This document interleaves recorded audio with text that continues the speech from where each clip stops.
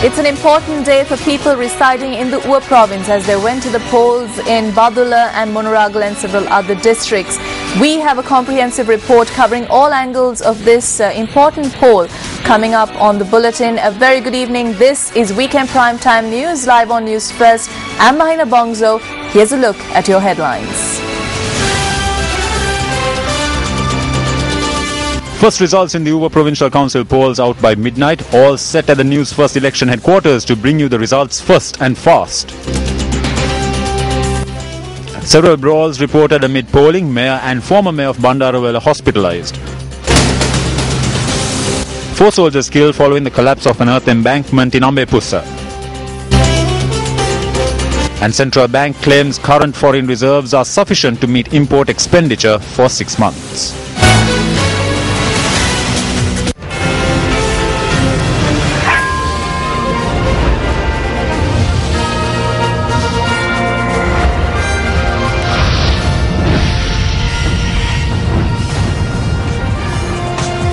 The Election Secretariat says that the first results from the Ua Provincial Council election will be released by midnight today. The counting of votes is well underway at 110 counting centres. Election officials say voter turnout was over 60% in the province. Ballot boxes were transported from the 318 polling stations in the Monaragal district to the counting centres following the end of the poll day. Votes will be counted at 39 polling stations.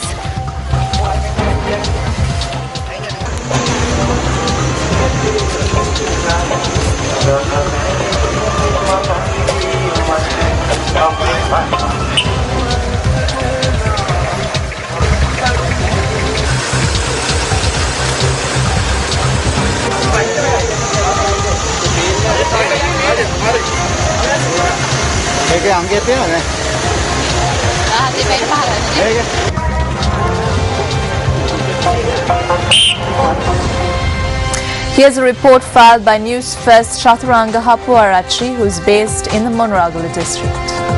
Ua Provincial Council elections for the year 2014 concluded at 4 p.m. today. The casting of votes concluded at 4 p.m. today. Now the ballot boxes have been coming in from the polling stations to the main counting centre, the Royal College in Monaragal. Now as you can see, there is very high security provided by the police and the STF to this location. Ballot boxes are still coming in from polling stations in Monaragal to the main counting centre. They are hoping to provide the first issue of results at 10 p.m. For the Newsfirst team, Chaturanga Hapuarachi. Following the conclusion of polling at 516 polling stations in the Badula district, the ballot boxes were transported to the counting centres. Counting is taking place in 71 centres in the district.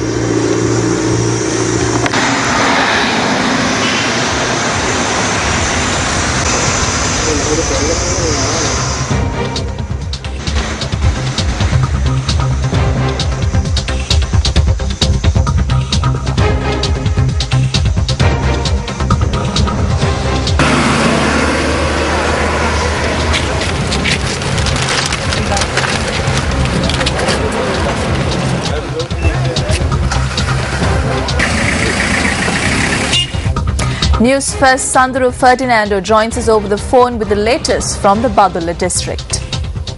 Working around the clock to give you the latest news related to the Ua Provincial Council elections. We witnessed countless of people coming in to cast their votes for the Provincial Council elections. Something else we observed also was that all of these areas, elections were taking place in a very peaceful manner.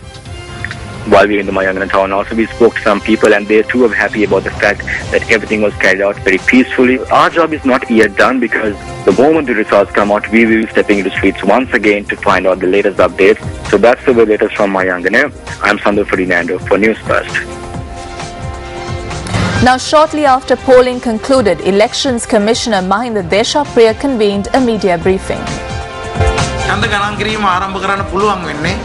The counting of votes will commence after examining the reports of the senior officers in charge of the polling stations on the situation in the polling stations. There has been no report of any serious incident in the Monragala district. There have been reports of assaults at 2 locations in the Badulla district. This happened outside the polling stations, but we are examining whether these incidents had an impact on the voting process. We also received a complaint from the Badulla district of a vehicular procession that was staged, which instilled fear in the general public. We made inquiries and we feel that there was no impact on the results from this incident. But we hope to examine the reports of all officials from the area. We will be able to issue the postal voting results by 11 p.m. or midnight today. We also hope to release the results for both districts by dawn tomorrow, the 21st of September.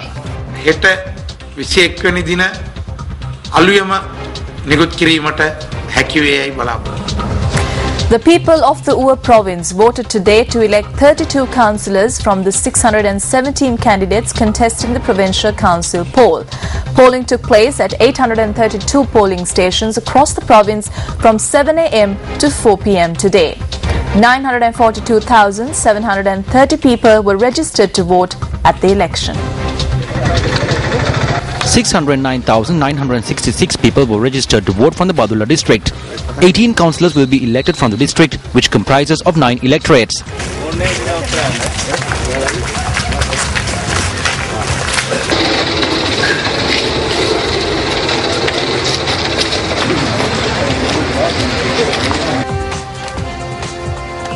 Accepted political parties and 4 independent groups are contesting the election from the Badulla district. People from the Badulla district exercise their franchise at 516 polling stations.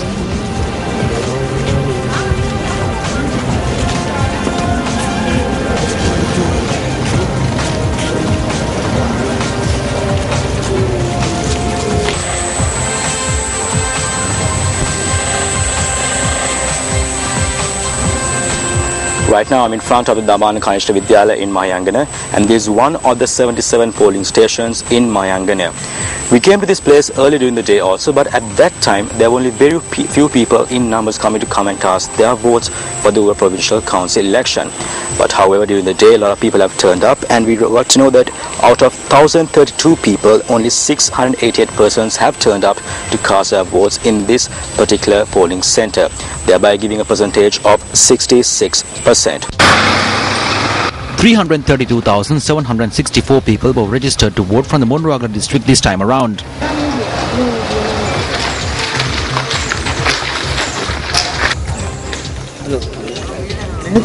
Fourteen councillors are to be elected from the district, which comprises of 3 electorates. 12 accepted political parties and 7 independent groups are contesting the election from the Monragala district. Voting took place at 318 polling stations in the district.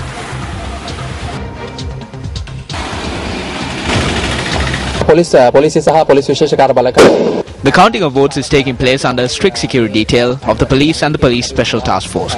Ballot boxes are being taken to Royal College Monragala. Crowds in their numbers have gathered in the Buthala town to mark the conclusion of the elections by lighting firecrackers. News First will bring you the results of the elections first and fast once they are released.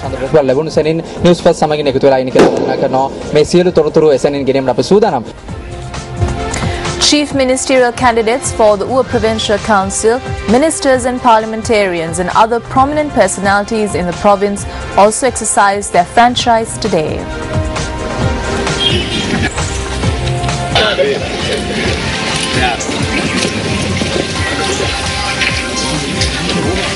විශ්වාස කරනවා මේ රටේ ජනතාව අතිගරු ජනාධිපතිතුමන්ටත් I believe that the people will express their gratitude to the President and the program that is being carried out in the country.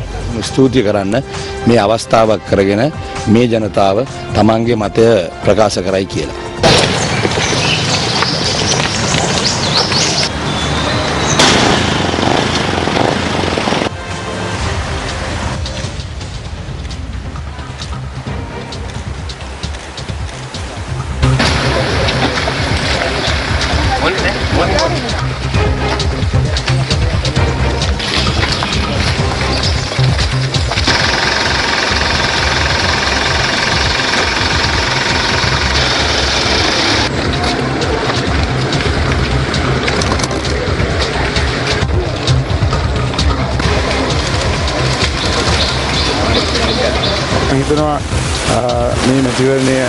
Undoubtedly, this election will be one which creates a major political shift in the country. I believe that we will be able to secure a major victory.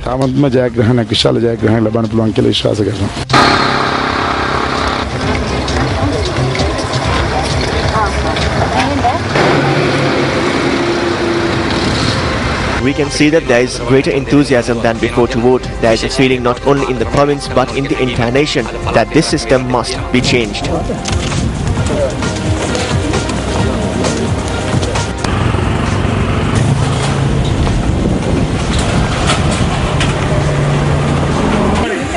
The leader of the indigenous tribe of Dambana, Uruvarige Vaniletto, also exercised his franchise today. He was accompanied to the polling station by the chairman of the Kolonnawa Urban Council, Ravindra Udayashantha.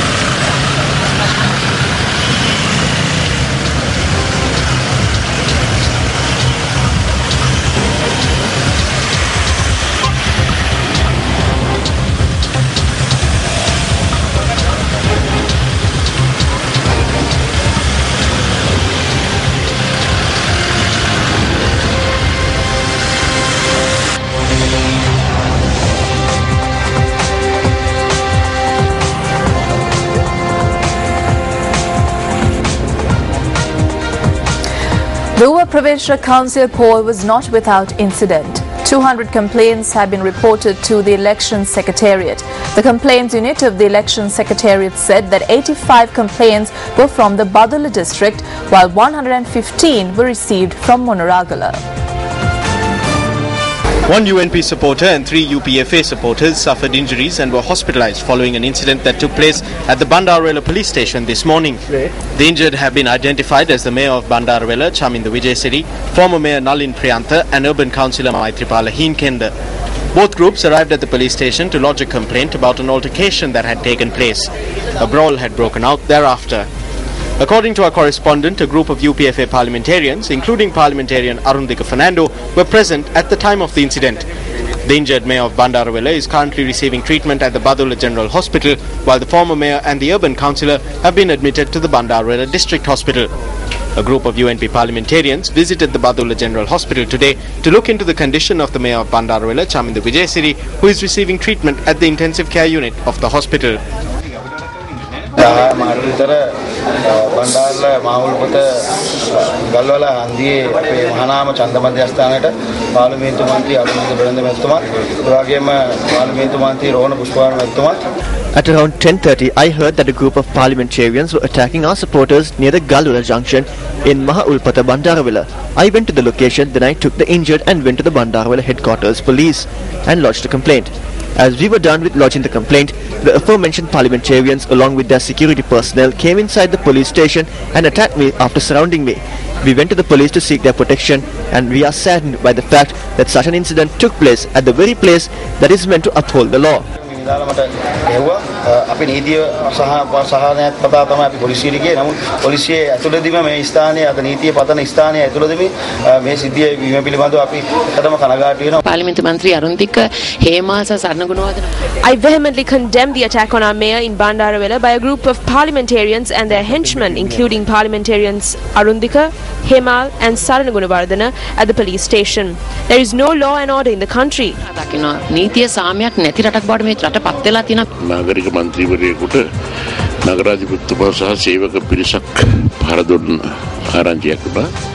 We heard that an urban councillor was attacked by the mayor and a group of council employees. I then informed one of our members to go to the police and lodge a complaint. At that time, I was at a different location. We all went to the police to look into what had happened. There, we were attacked by a large group that accompanied the mayor and his father.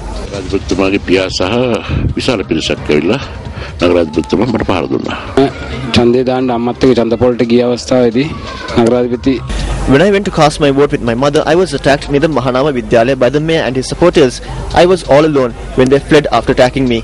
When I went to the police station to lodge a complaint, the mayor, his father, urban councillors and council employees attacked us at the police station.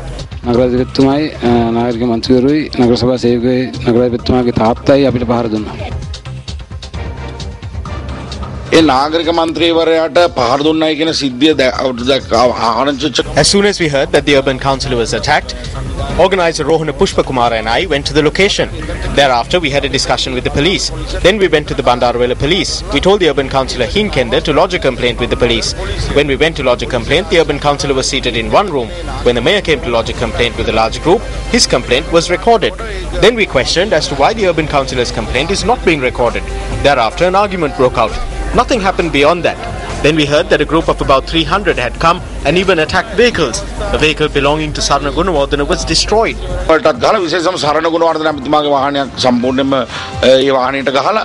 Meanwhile, the JVP office was set on fire at around 5 a.m. today by an unidentified group in the Ridi Mali at the area in Badulla. The office had been established opposite the house of JVP Uva Group leader and candidate for the Uva Provincial Council, Samantha Vidyaratna. This was a legitimate office that could have functioned until tomorrow. There is a reason why these people engage in violence. Our area is an area where villagers reside. When the government engage in acts of violence, villagers are scared to come out onto the road.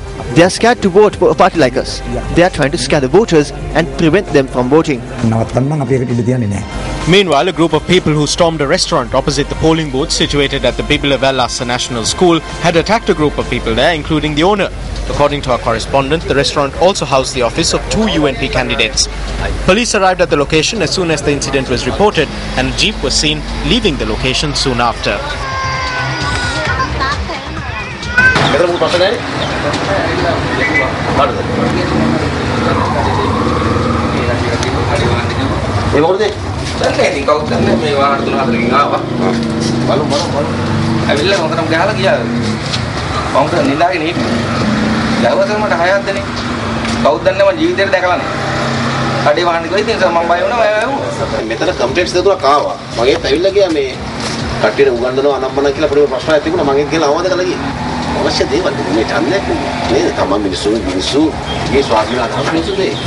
Meanwhile, a clash had broken out between a group of UNP supporters and a group of UPFA supporters at around 8 o'clock this morning in the Soranatota area in Badulla. A supporter of the UNP and a supporter of the UPFA were admitted to the Badulla hospital following the incident. UNP supporters charged that a group of UPFA supporters attacked them in the Kirindialla area in Bandarawela. These are visuals that were captured a few minutes after the said incident took place.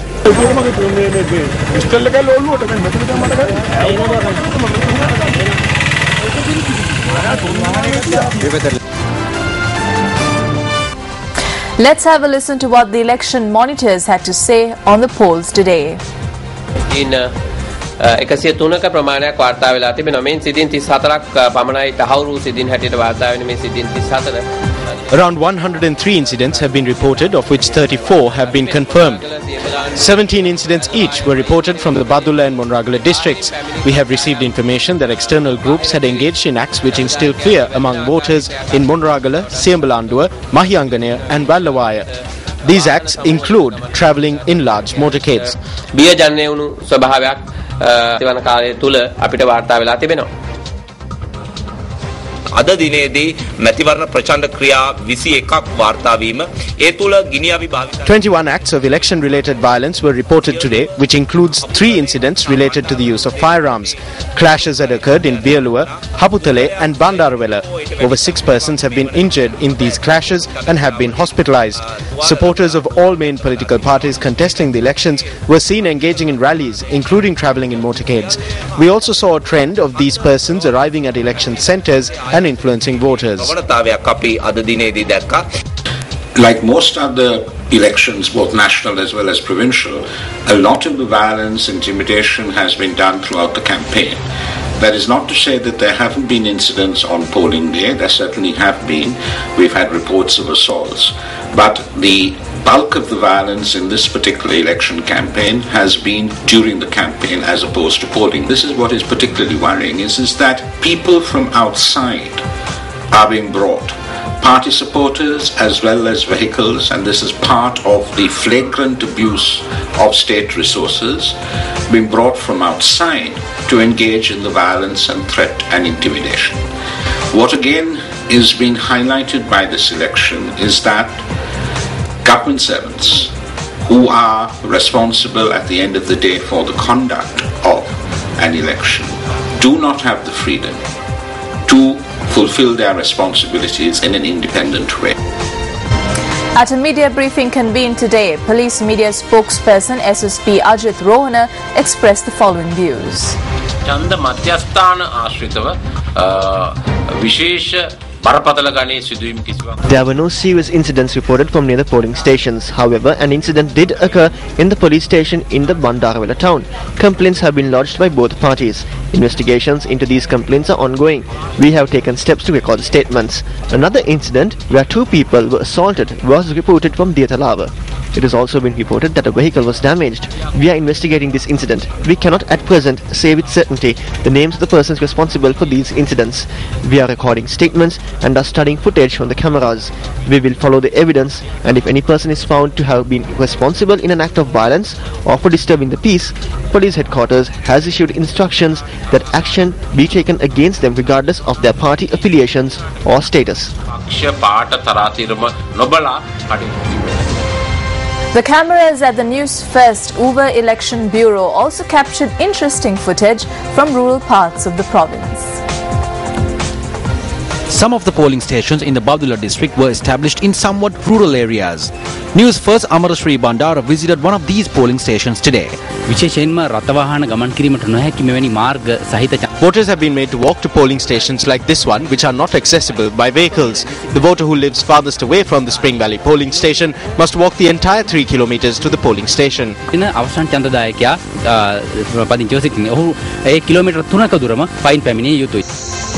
Some voters in villages including Girandurukote, Dambana and Vevatta were unable to exercise their franchise today. There was a mobile service at the school in Girandurukote. They said we could renew our identification. They said we would receive it in a month. They gave us a letter noting that it would be accepted everywhere. But at the polling station, they would not accept it and we could not vote. The Gramani Ludari stamped a section of the application form we submitted there and gave it to us. We waited for the identification but we did not get it. When we came here, they told us that we could not use this certificate to vote. I handed in my identification for renewal. Instead, they gave us a chit which was stamped by the Gramani Ludari. When we came to the polling station, we could not vote.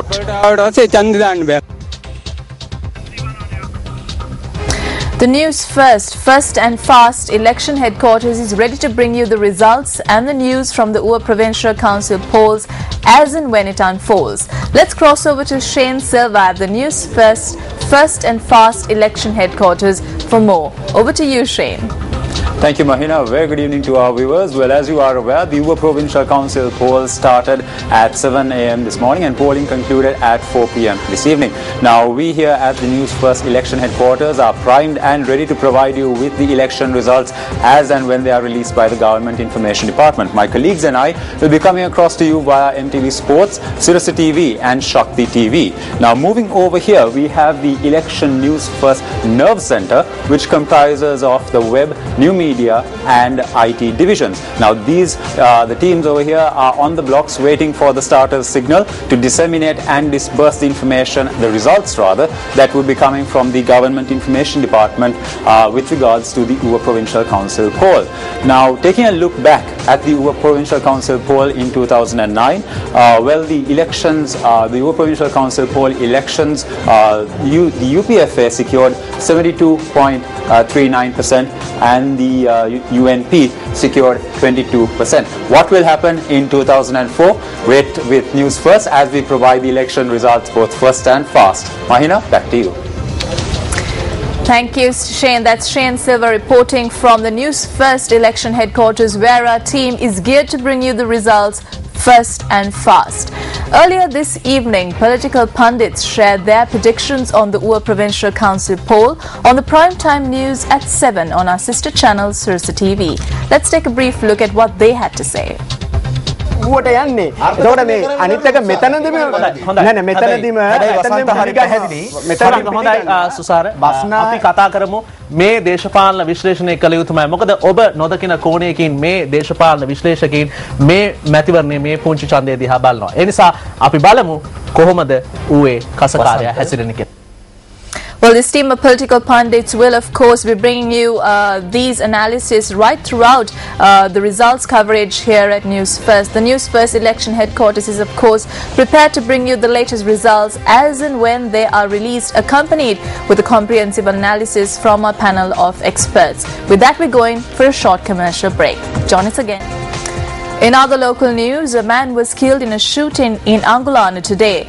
The police say the shooting was carried out by two men on a motorcycle at about 12:30 this afternoon, following which the duo had fled the scene. The police say that the shooting was carried out by two masked men wearing helmets near the Angulana temple on Station Road, Angulana this afternoon. The victim, who was critically injured in the shooting, died shortly after admission to the Colombo South Teaching Hospital. The victim has been identified as 35-year-old Srimal Pereira, a resident of Moratua.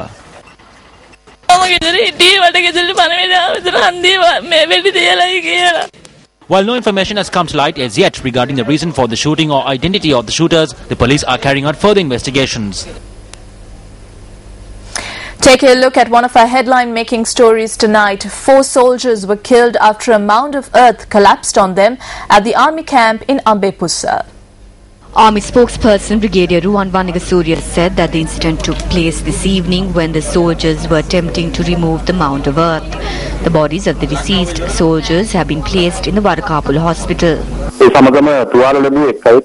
One of the injured persons is receiving treatment. Doctors say that he is out of danger. Up next is Action TV.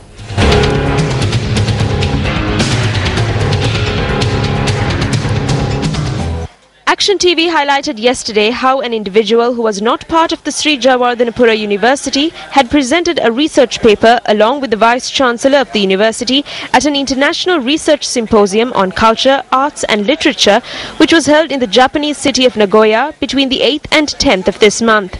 It is also interesting to note that this individual had received the full patronage and authority of the university to accompany the Vice-Chancellor at a separate event. When examining the facts presented by the Vice-Chancellor of the Sri Javardhanapura University to the Administrative Council relating to the International Research Symposium in question, it is evident that the Vice-Chancellor had submitted inaccurate information.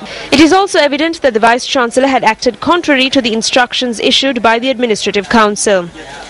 The Vice-Chancellor had presented this inaccurate information to the Administrative Council at the Council's 428th meeting. It is also interesting to note that facts in relation to 2 foreign trips too had been presented by the Vice-Chancellor to the Council at this meeting for the Council's approval. Of this, the Vice-Chancellor's trip to the United Kingdom is something that should be brought under scrutiny as well. It has been revealed that the Vice-Chancellor had informed the Administrative Council that he had been invited to attend a conference in Nagoya in Japan that was on information and social sciences. There are 2 discrepancies here. One is that the conference was on information and social sciences. The other is that the Vice-Chancellor had been invited to attend this function in Japan. The factual position is that the function was a research symposium on culture, arts and literature for which the Vice-Chancellor had not been invited. The Administrative Council had granted official leave from the 7th to the 11th of September to attend this symposium. However, the Vice-Chancellor had left the country on the 2nd of September and returned to the country on the 14th.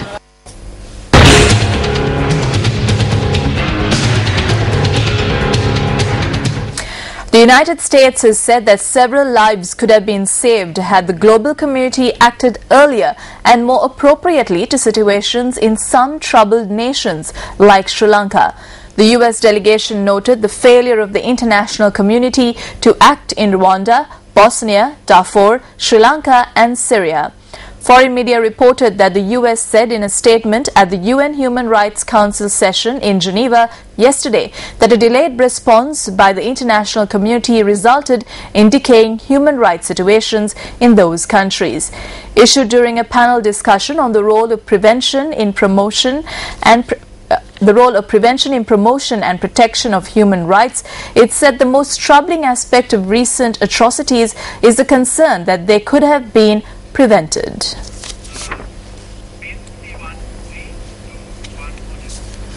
In business news tonight, the Central Bank of Sri Lanka says that gross official foreign reserves in the country have surpassed the $9 million mark. Central bank data indicates that together with foreign assets owned by local banks, the country's total foreign assets amounts to more than $10 million.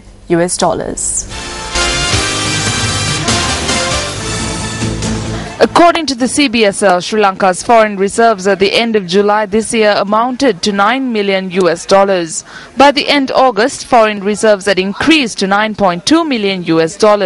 The CBSL adds that these reserves are sufficient to meet import expenditure for 6 months. Furthermore, the central bank notes that the foreign reserves have been accumulated in spite of the country making debt payments amounting to $1,478 million on foreign loans and $433 million to the International Monetary Fund in the first 7 months of the year.